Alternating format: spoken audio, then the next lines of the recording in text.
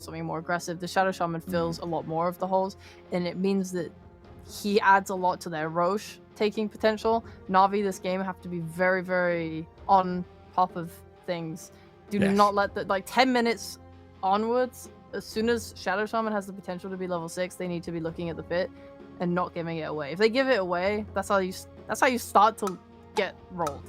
Yeah. By this lineup. Just always assume that BetBoom are in the pit post 10 minutes, basically. And I guess another thing here with Roger's Shadow Shaman is if the game does extend, level 20, he gets break on Hex against the Bristleback. So that's another way to maybe contend with VTune if it does start to get out of hand. But both of these teams, no real, in my mind anyway, as a Boomer Dota player, no real carry hero. They don't have that supreme scaling hero in this game. This is all about tempo control, hitting item timings, and controlling, areas on the map around objectives, around Roshan, with heroes like Chen in particular for Navi, obviously going to be doing well in the lane to come out of that early laning stage. But I bet we also have this Revenge Visage, the double Vs. Yeah, that's it. It's the most powerful thing in the world. I mean, what's a double V, Cheapo?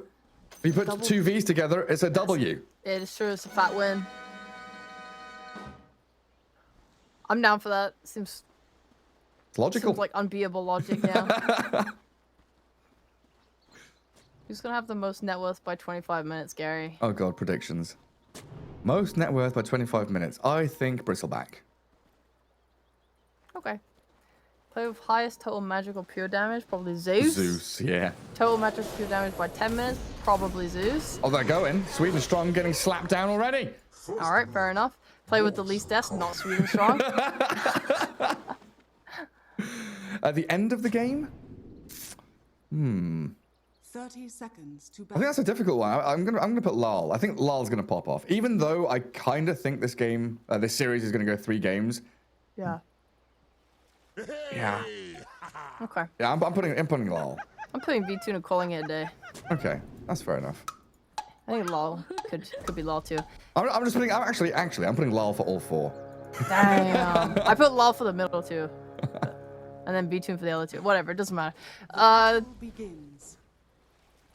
This Bristle, it's not the freest game, honestly. Just playing into Zeus core, who has the static field shard that does percentage damage, is always really nice. Like you said, there's that break talent on Shadow Shaman, which is something to think about later down the line. I think Visage, whilst Bristle's picked usually to be the counter to Visage, because Visage wants to run you down, Bristle just turns his back. The birds into a Vanguard Bristle, they do so little damage, especially pre-level 12. It's actually ridiculously hard to kill him. However, what Visage does have is Soul Assumption, which is a lot of magic nuke. And I've seen these game and matchups so many times now where I don't think it is just necessarily only one-sided for Bristleback. Because you can buy a Wraith Pact, you can itemize around it. Already, we're seeing that magic nuke damage come into play. Dahak's used 3 Soul Assumptions, Seneko a couple of stuns, and Lays feeling worse for wear in that bottom lane. Taking a tremendous amount of damage. That's going to give Dahak a nice little time here, securing his last hits. 2 for 2. Right, Lays knows this matchup. He has already brought out a salve. He understands he's going to get nuked down, and he just needs to get his braces and stats going just to help bring up that regen. Seneko getting turned on a little bit, forcing him back and getting the kill. That's an important one for Navi. So now they can salve back up on Laser, like you said. Forced to hack back under his tower. Nice bit of revenge there for Navi out of Sweden Strong. I was peeking into mid lane and I'm wondering here. Bat Rider, no stick against Zeus. Zeus does have one against Bat. What's the reason no one is just straight up rushing bottle? I don't think you feel that the regen from Ball is so nice, and with how many runes there are, I don't know if you necessarily need it. Because look how much damage no one's actually taking. By the time his Ball comes, he's just going to be able to heal right back up to full with the bottle and then get the War Rune. I think he just feels like he can out-regen with that and doesn't need the stick yet. Okay. I get it a little bit later on. I have it queued up now. In Lal on 5 stacks. He's actually going aggressive here. Pops his stick. A level 2 Arc Lightning. And now drops no one pretty low, but you're right. Equal HP and mana. I mean, that bottle going to get full utilization. And the third lane, there are 3 in Dota 2. Up at top, VTune and Solo up against Natus and Roger. It's like Shadow Shaman getting a pull off. But how much aggression can Navi have here? It's just a passive defend bristle lane, isn't it? I have been watching this lane. I'm very multi-talented. I can watch multiple lanes at once, yeah. They've been going on VTune a lot. He has the healing from Solo, getting this headdress, being able to give him some tangos, obviously using his own regen. But he's being pressured pretty hard on VTune. His losses don't exactly show it. He's not exactly being like kept off the lane, but they keep trying to poke him on this off lane, throwing out the hammer. They shackle him, click him. They're not letting VTune just sit and last it for free, but they're not really able to kill him either. It's hard. He's a very tanky boy. It's not been comfortable for him though, as Roger moves back to make sure these camps are blocked up. Chen going to try and pull large camp back into the wave as this dire wave under the tier 1 of the Radiant, not where VTune wants to be. And he did a nice little move with his courier, sent it to the Radiant secret shop to grab his ring of health, so he gets to that a little bit faster. Nice efficiency from VTune's bristle. There's an Ogre Frost Mage heading to the mid lane. This is the gank of all time. Whoa! 5 armor. God, I remember the days it was like 8 armor, 7 armor, something like that. It was a ridiculously strong creep. Soul Assumption, always problematic in that bottom lane for Lays. Another one comes with a wave of terror over the top, sniping him out from long range. Nice kill. The bot lane is scary. Oh, and I was talking about the efficiency play. Oh, hang on a second. They're killing the Frost Mage. Oh, down you go, Ogre. Mage. Shackled and killed. But VTune, yeah, he microed his courier to the secret shop, brought out his ring of health. He delayed it in the ancients for a little, like in the triangle for a little while, but then he left it mid. And Lal, I was wondering why Lal was tipping him. The courier was just sat in the river. Gave him a free courier kill. He got his ring of health, right?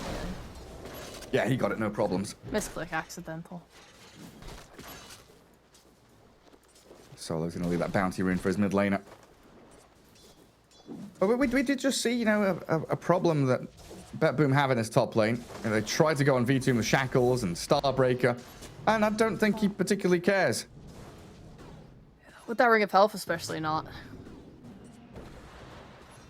I mean, they're gonna keep trying to go on him, and they should, to be fair. He's not got a wand. He's not bringing any other extra regen. There's a potential to whittle him down. Maybe when they get level 5, they might have the damage to do it. Because Chen's playing very hard in the jungle, so this Bristle's always alone. I mean, he's gone aggressively towards Secret Shop, which opens him up to Roger and Natus just to kill the Bristle. And he must have had money for Vanguard, but over eager to finish it off. He did. You can't really do that. Like, Solo's leaving you alone. You just gotta respect that, especially when you're playing on under half health. And this Mars is honestly, I feel, itemizing on Mars is despair mode. Like, playing this bot lane and dying the way he has, you want to get your bracer, you want to get your Falcon Blade, you want to get maybe 2 braces. You've seen 3 braces. Look at them just hunting Solo. Roger has been making his life miserable, and Natus makes the long rotation over because of this Observer Ward Roger got to place a little earlier on. He hid in the camp and just waited. And they're trying to move in onto Lal mid, but the Heavenly Jump gets him over the cliff, and he's level 6, so these shackles and a bit more of this arc lightning damage might open it up for a kill with Seneco's help. But it is a tanky Batrider. Pops his full wand, and he'll sustain on the bottle refill. Is going to be there, thanks to Solo Chen TPing in. Yeah, just to quickly finish my thought, the Mars, like, in this lane, he really needs the raindrops, so he's basically had to finish a full 1 and raindrops on top of only having 1 bracer. So I think he just feels a little bit unhappy. Like, his last hitting comes a lot harder because he doesn't have the extra stats. And we'll see, like, all these denies from Visage. Like, his lane is actually quite hard, when typically we'd see Mars kind of owning. They're even looking to rotate here with Roger. I think another death here on Lays could really, really set his game back. Oh, absolutely.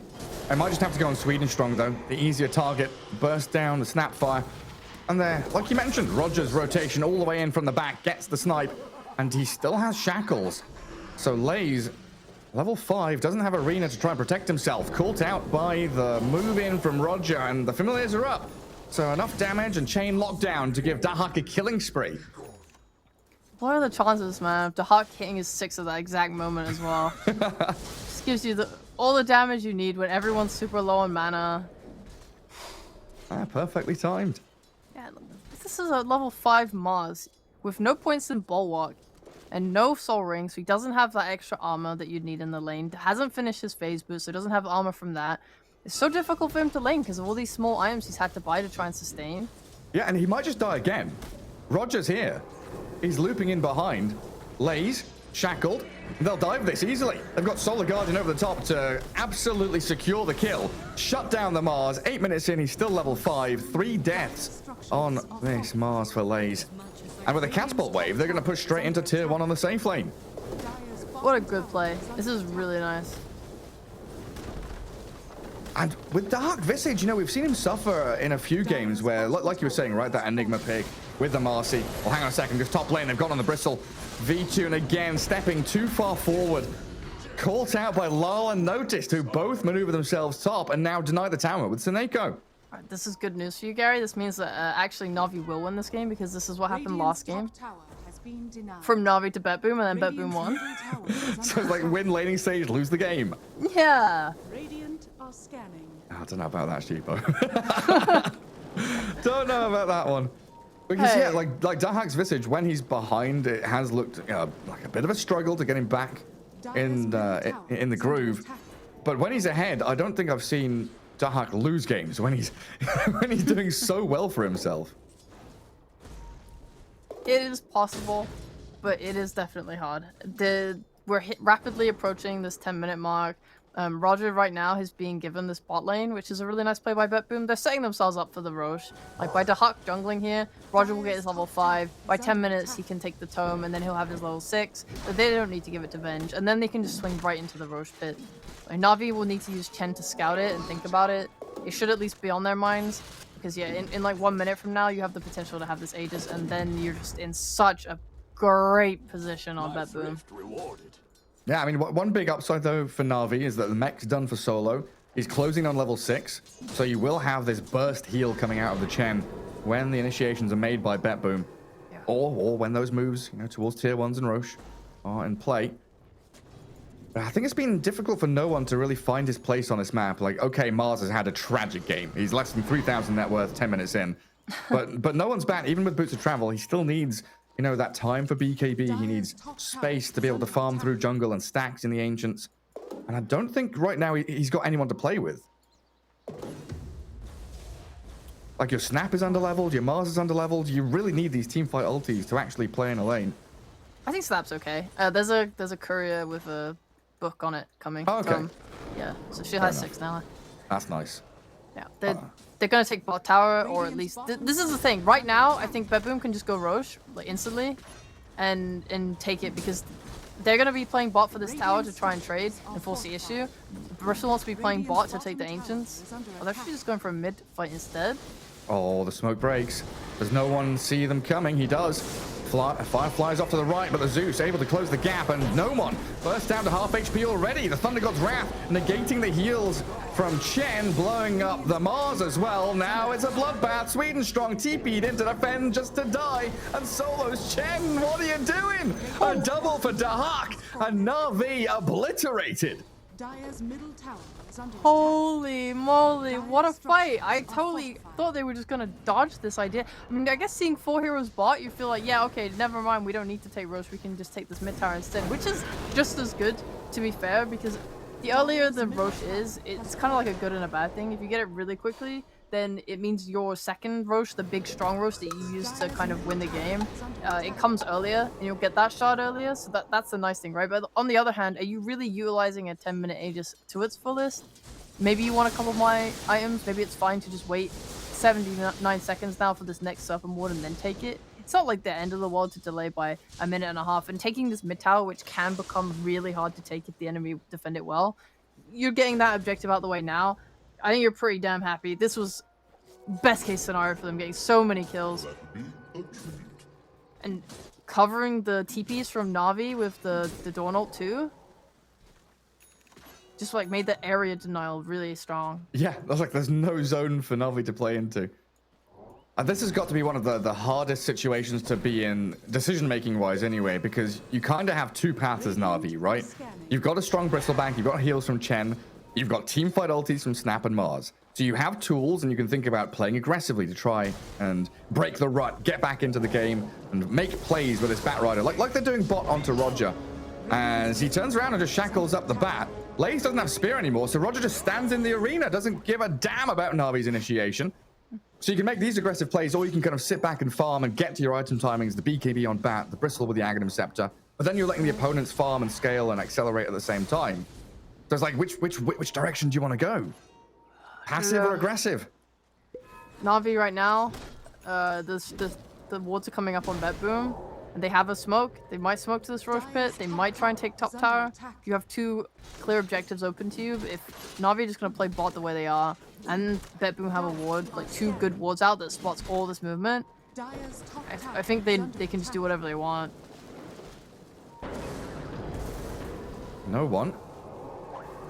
Can't be done again. Sweden strong there to cookie him away from Dahak. And yeah, they've got smoke here on Roger. Looks like they want to try group up around that mid tower, push out one more wave. Think about heading into Roche like you've been saying. Navi in a good position to combat that though. 4 heroes in the top jungle all farming together. They're actually just moving in really aggressively. Dahak has the drums before finishing Wraith Pact, so his ability to fight is much better. Yeah, and he's gone for early boots as well. We've seen him skip the boots quite often.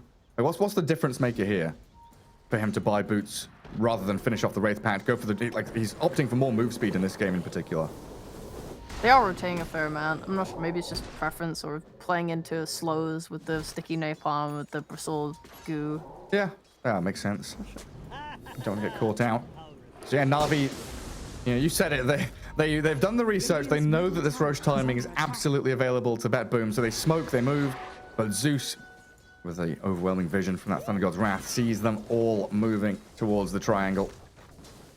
And Navi repurpose that smoke into a push mid, but look at the damage onto Lays. He's going to get chain stunned, a Hand of God, and a bit of heal from the mech, keeping the Mars alive to allow him to turn. Good swap out of the kisses, though, keeps Natus up and running, while Vtune chasing Sineko, but unable to stick on a target and kill her off. And now with Familiar's landing on the Bristleback, he's the target of choice for Roger and his Serpent Wards. Does have the shackles available again. Throw in some more soul assumption spells towards the back of Vtune, but he's too tanky. Instead, now, Lays being hunted. Dahak's Familiars. Acorn shots bouncing between them, but he lands them on top of Mars's head. And Sweden strong. Are you all right to get away from this? It doesn't look like it.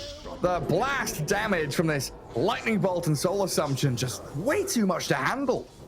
Why risk trying to do a Roche under the noses of Navi when you can simply kill them and do it instead?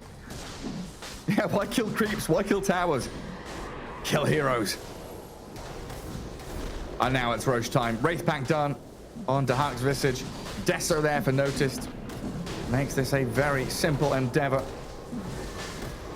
I thought that would go way worse for BetBoom after the mech and the Chen heal. Yeah.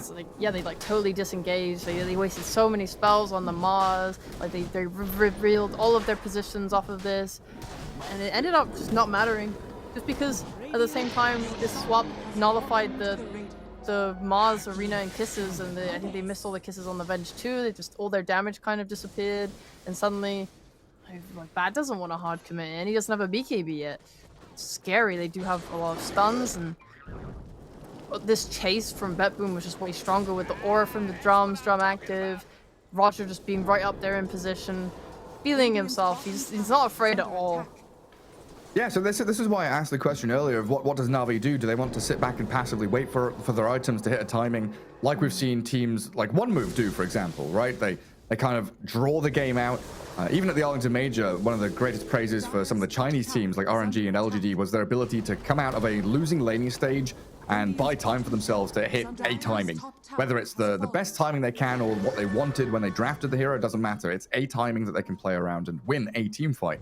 But Navi opting to go for the other direction, which is try and push the issue, force BetBoom back away from their plans. Solo is going to get picked off in the enemy forest.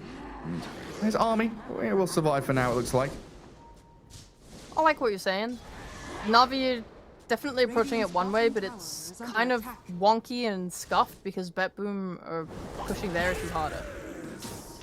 Yeah. I mean, Roger. Oh, the Solar Guardian. Well, is that enough to heal him? He's living and killing.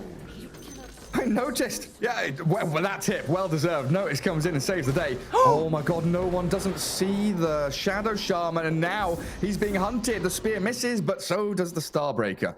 Can Lal find a bit of vision and jump they need? Nah, the Batrider's going to TP. That's for me.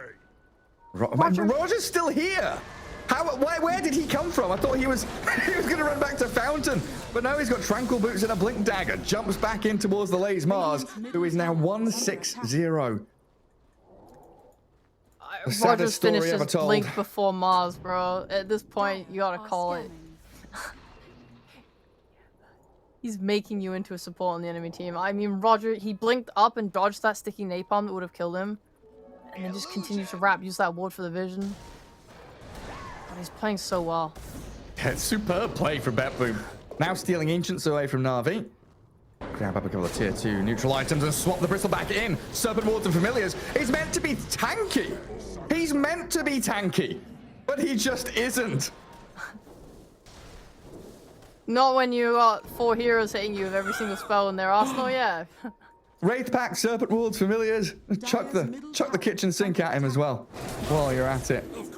Oh, they found Lays? Okay, now Seneko just having a crack at the Mars.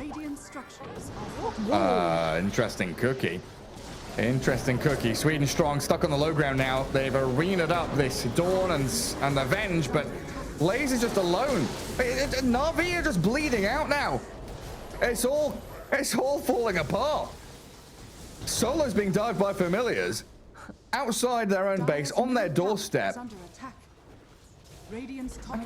They're utilizing wards again, so their warding this series has been absolutely S tier. Having that high ground ward in the enemy jungle, having the lane ward bot, having this high ground ward bot, like, you see everything. You know exactly where Navi is at all times. You're able to just smoke and run to whatever side of the base that you want. Like, it's 19 minutes and these guys are trapped in their own base. Like, how tragic is that? And this net worth lead will only increase during this, giving Dawnbreaker the Aegis, knowing that she's topping this net worth chart, has a Desu. Like, she's so strong too. Like, you look at Dahak, yeah, Dahak's playing his hero, but like, Notice is cannot go unnoticed either. Yeah. Oh, a true carry coming out of that Dawnbreaker.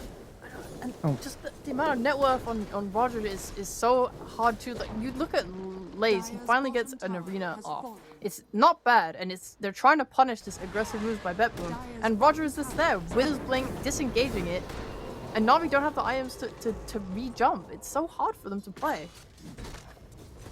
And so far, Lal has been untouched completely. 408 on the Zeus.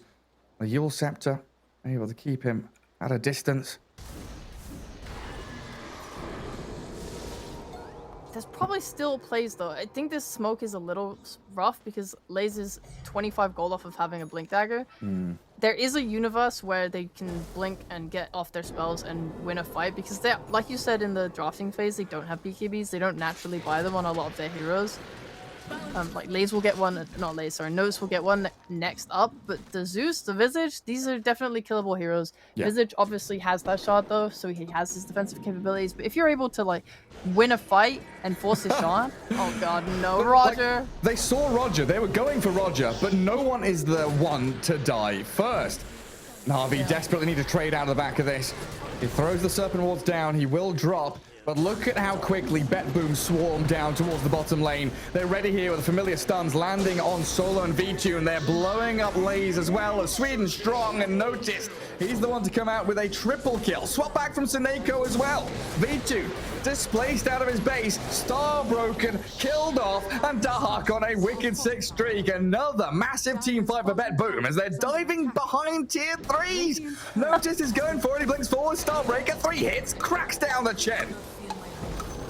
Notice, God. 25-2. Navi with no hope left. I love his Dawnbreaker. Dire's bottom So aggressive, so brave. When did we start this series? An hour and a half ago?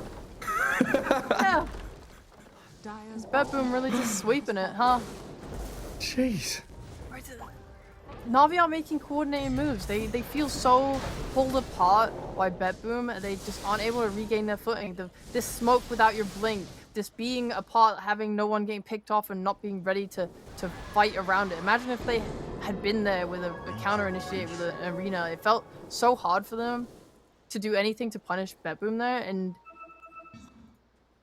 they have their spells. Okay, they have their spells. They have BKB on bat. They could definitely potentially take a fight here. Yes, you've got one lane. It's okay. You have an Ags on Bristlebite. You have damage. A smoke now with this blink on Mars. Hail those kisses down. Get a lasso off. Like, here's the thing. Here's what I was saying earlier. If you force Visage to use his shard, he's technically out of action then for the fight. And that could be the time needed to kill, say, Noticed. Right? If someone can burst down this Venge, if you can get a lasso onto Noticed, you can definitely put out the damage to kill them. They don't have BKBs yet.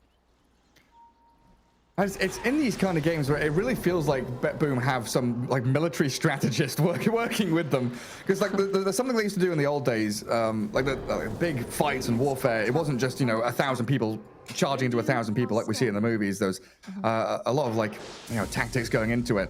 But there's this idea of like creating a vacuum where you let your opponents kind of go into a space, you create a space for them to go into, and then you surround them. And that's what BetBoom do so often, right? They let Navi move into a lane, or they let Navi smoke and go into an area, and then all of a sudden they're surrounded by horsemen and archers, and there's no actual route out for them. Yeah. Because Navi in that bottom lane, they saw Roger, and they're like, okay, here's an opportunity. We'll go snipe Roger. We'll get a kill. We'll move across the map. We'll push out lanes. And all of a sudden, it's not just Roger. There's a Solar Guardian in there. There's 4 heroes surrounding you. And their options are just getting smaller and smaller. They smoke looking for that fight, don't quite get it. They re-smoke thinking like, this is our timing. We have to make something happen now. And I agree. I actually think that those 2 smokes were a good idea. But the Zeus sniffing it out, using that ult, it totally ruins their move. And then their wards get dewarded as well. So that now you see them swing to this bot cliff and play around these wards instead. Like, okay, well, this will be our space, our safe area. But what are you losing from that? You're losing Roche. You don't have Roche control now. That's a pretty quick one at that. Plenty of minus armor from this Venge and Dawnbreaker. She gets bashed mid-Starbreaker by the Roche, but no problems. Grabs the Aegis again, and there's a shard on the floor in there. Dire's top tower is under attack. It's only gonna get worse. They've purchased a gem. I love these early gems. We talked about it a little bit in past broadcasts. Just becoming a very hard trend in these qualifiers. It seems like every game, like 20 minutes in, someone's buying a gem. Yeah. And now BetBoom, the ones that smoke. Out of the pit, up towards high ground. Blink BKB Dawnbreaker. If she sees someone, she's jumping and killing them. Like, Solo here has got to be so wary of his positioning. But at some point, you have to make a jump. You have to have a team fight to stop your buildings falling. I think blinking with BKB is how you throw this game, so I hope Notice doesn't do that. Dire's top tower has fallen. V2 gonna try front line. He has his own BKB. I don't know. Maybe it's fine just because of the Aegis. They do catch out Notice with a blink spear. Notice comes back in with a Starbreaker to regen a bit of life, and V2 he's diving to hunt into the backlines. Aegis claimed, but your racks are already falling. Melee down, ranged about to drop. So that's the Bristleback BKB for an Aegis, while the Arena from Mars does trap 2 inside. Good kisses. Lol and Suneko being focused, but they swap no one into that arena to allow Notice just to open up and shred through 2 heroes quickly in a row. And now with a lasso on him, the rest of them can focus down Sweden strong. This has got to be game. Triple buyback from Navi, but no Bristleback for 40 seconds. And BetBoom just goes straight in towards mid, and there it is. No one calls it. 1 hour and 42 minutes it took for BetBoom to take down Navi in a 2-game series. The best of 3 didn't last long. And my predictions, slightly incorrect. I went for lull for all 4. He got 3 of them, but Natus was the highest net worth. BetBoom woke up today and chose violence. They gave absolutely nothing to Navi. I'm mind blown by how hard of a stomp that was. And In shock. yeah, God, Navi, it's such a sad tale. This team, when they're good, is so good, but this inconsistency is such a massive issue that they